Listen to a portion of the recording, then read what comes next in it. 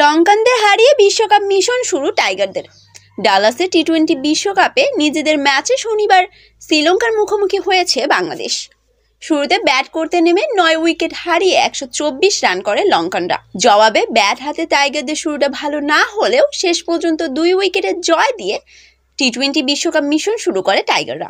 ডালাসের grand পেইরে স্টেডিয়ামে আগে bat করা শ্রীলঙ্কাকে দারুণ আক্রমণের মুখে ফেলে দেন মুস্তাফিজুর রহমান ও রিশাদ হোসেন। নিয়ন্ত্রিত বোলিংয়ের পাশাপাশি দুজনে 3টি করে উইকেট নিয়েছেন। ফলে সর্বসাকুল্যের 9 উইকেটে মাত্র 124 রানের পুঁজি দাঁড় করায় ওয়ালিন্দু হাসারাঙ্গার দল। সেই রানে চাপও শুরুতে নিতে পারেনি টপ অর্ডারে নামা সৌম্য সরকার, তানজিদ হাসান তামিম ও অধিনায়ক নাজমুল হোসেন শান্ত। 28 রানে 3 উইকেট হারিয়ে ফেলে লাল সবুজের জার্সিধারীরা।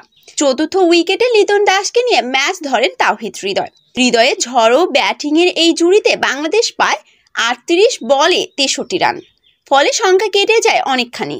12তম ওভারে প্রথম 3 বলে 3 ছক্কা হাঁকিয়ে চতুর্থ বলে ওয়ালিন্দু হাসারাঙ্গের বলে LBW হন হৃদয়। তখন বাংলাদেশের রেকর্ড বোর্ডে 91 রান। শেষ দিকে 19 রান দিয়ে আরও 4 উইকেট হারিয়ে হারের সংখ্যায় পড়ে গিয়েছিলেন বাংলাদেশ। 99 রানে LWB হন লিটন।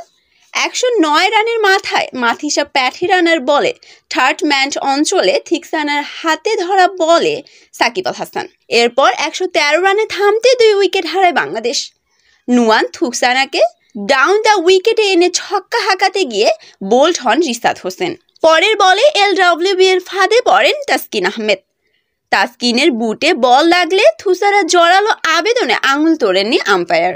তবে রিভিউর পক্ষে যান লঙ্কানদের। শেষে 12 বলে 11 রান দরকার বাংলাদেশের। দাসুন সানাগাকে ওভারের প্রথম বলে দারুণ এক ছক্কা হাঁকান মাহমুদুল্লাহ। এতে ম্যাচ চলে আসে বাংলাদেশের নিয়ন্ত্রণে। ওই ওভারে 1 ওয়াইড আর শেষ বলে দৌড়ে 2 রান নিয়ে পুরো 11 রান করে তুলে নেন টাইগাররা। এতে উচ্ছ্বাসে ভাসে বাংলাদেশ।